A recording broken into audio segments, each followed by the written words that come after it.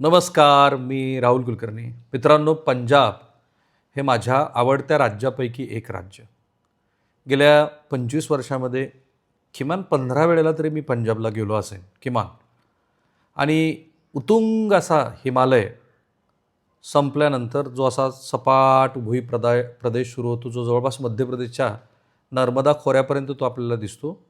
तर ही भूमी हिमालयाच्या सावटाखाली, त्याच्या छत्रछायेखाली इतकी छान फर्टाईल लँड आपण ज्याला म्हणतो, आणि लोकही खूपच छान आहेत.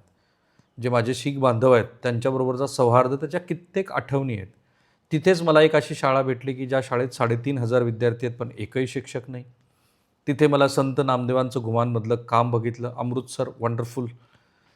भारत आणि पाकिस्तानची जी सीमा आहे, त्या सीमेवरती असलेला देशभक्तीच्या संदर्भातला तिथल्या मंडळींचा भाव, आणि अर्थात पर्यटक म्हणून तिथे जे जाऊन आपण अनुभवतो ती अनुभूतीच वेगळी आहे. पण याच पंजाबमध्ये, खास करून उडता पंजाब चित्रपट जेव्हा आला, त्या पार्श्वभूमीवरती मी पंजाबचा दौरा केला होता.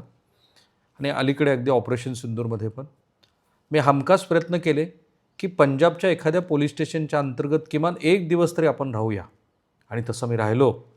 एका PSIच्या मदतीनं, महाराष्ट्रातल्या एका IPS अधिकाऱ्यांनी, जे महाराष्ट्रातले आहेत पण इतर राज्यातल्या कॅडरमध्ये आहेत, त्यांनी मला ती मदत केली. आणि मी 2 दिवस त्या पोलीस स्टेशनच्या अंतर्गत, जे अगदी सीमेला चिटकून आहे, तिथं राहत होतो. त्यांनी मला काय दाखवावं? त्यांनी पाकिस्तानमधून आलेले काही ड्रोन्स मला दाखवले. ते ड्रोन हे वेगळ्या पद्धतीचे मादक पदार्थ घेऊन येत होते. आत्ता जे युक्रेन रशिया युद्धामध्ये ड्रोननं काय कमाल केली आपण बघितली. पण तेच ड्रोन गेली दशकभर तरी किमान असं दिसतं आहे की पंजाबमध्ये ड्रग्स तस्करी वाढवण्यामध्ये महत्त्वाची भूमिका बजावत आहेत. परिणाम, पंजाबमधल्या प्रत्येक छोट्या मोठ्या गावामध्ये आज मादक पदार्थाचं जाळं एवढं विस्तारलेलं आहे की धट्टेकट्टे पंजाबी तरुण ही आज एक लोकांसाठी कुतूहलाची बाब झाली. आणि आय मीन इट, म्हणजे हे जे तुम्हाला सांगतो ते खूप गांभीर्यानं. आणि त्याच पंजाब आणि हिमाचल प्रदेशची जी राजधानी, जे केंद्रशासित आहे चंदीगड, त्या ठिकाणी एक युवक झॉम्बी अवस्थेमध्ये 2.5 तास, म्हणजे त्याची अवस्था अशी आहे की तो, त्याच्या तोंडात सिगार आहे किंवा बिडी असेल, त्याच्या पाठीवरती ब्लिंकिटचं, तो ज्या ठिकाणचं डिलिव्हरीसाठी जाणार होता ती बॅग आहे, आणि त्याच्या हातात दुसरं लायटर आहे.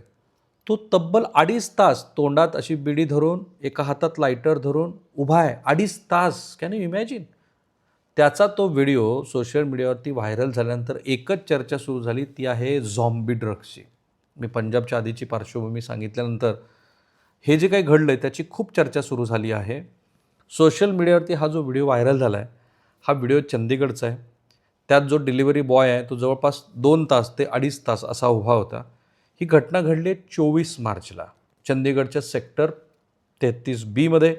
ज्या वेळेला लोकांनी बघितलं की एक तरुण 2-2.5 तास असं एका जागेवरती उभा आहे, मग त्यांनी पोलिसांना कळवलं. मग पोलीस आले, त्यांनी त्याला ताब्यात घेतलं, त्याची चौकशी केली, त्याच्या रक्ताचे नमुने घेतले. अधिकृतपणे पोलिसांनी सांगितलेलं नाही आहे की त्यांनी खरोखरच ड्रग्ज घेतलं होतं का, पण जवळपास लोक पूर्ण कन्व्हिन्स आहेत की एक तर त्यांनी ड्रग्ज घेतलेला असावं, किंवा त्याला खूप मोठा मानसिक धक्का बसला असावा, किंवा जे झॉम्बी ड्रग्ज आहे त्याच्याबद्दलची आता चर्चा सुरू झाली आहे, त्या मादक पदार्थाचे जे वेगवेगळे रूप आहेत त्याचे. खरं तर झॉम्बी ड्रग्ज हे जे आहे ते प्राण्यांना दिली जाणारी औषध आहे. त्याच्यात झायलेझिन असतं. उपचारादरम्यान झायलेझिन प्राण्यांना शांत करतं, त्यांना हलक्या बेशुद्ध अवस्थेमध्ये ठेवतं, त्यांची वेदना कमी करतं.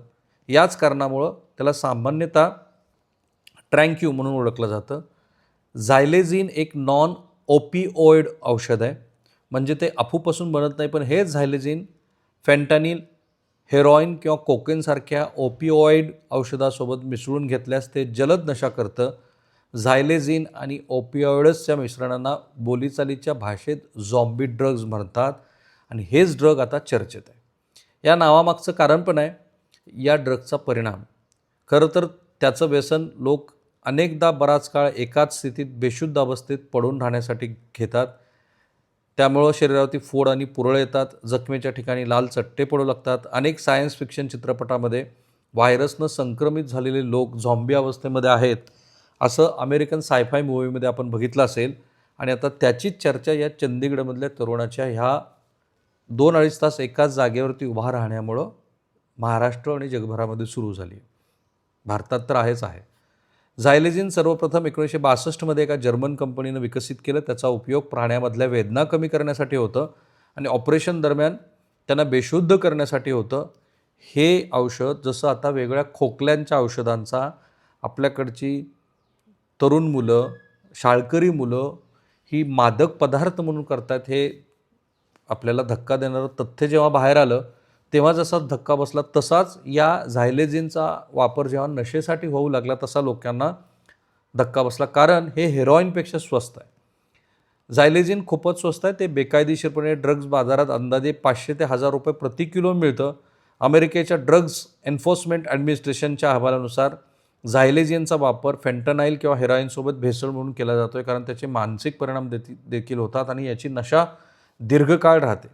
1961मध्ये बनलेलं पेनकिलर फेंटनाईल आज हेरॉईनपेक्षा जास्त महाग आहे, पण ते अधिक नशिल्या हेरॉईनऐवजी फेंटनाईलचा वापर वाढल्यामुळं महाग झालं आहे.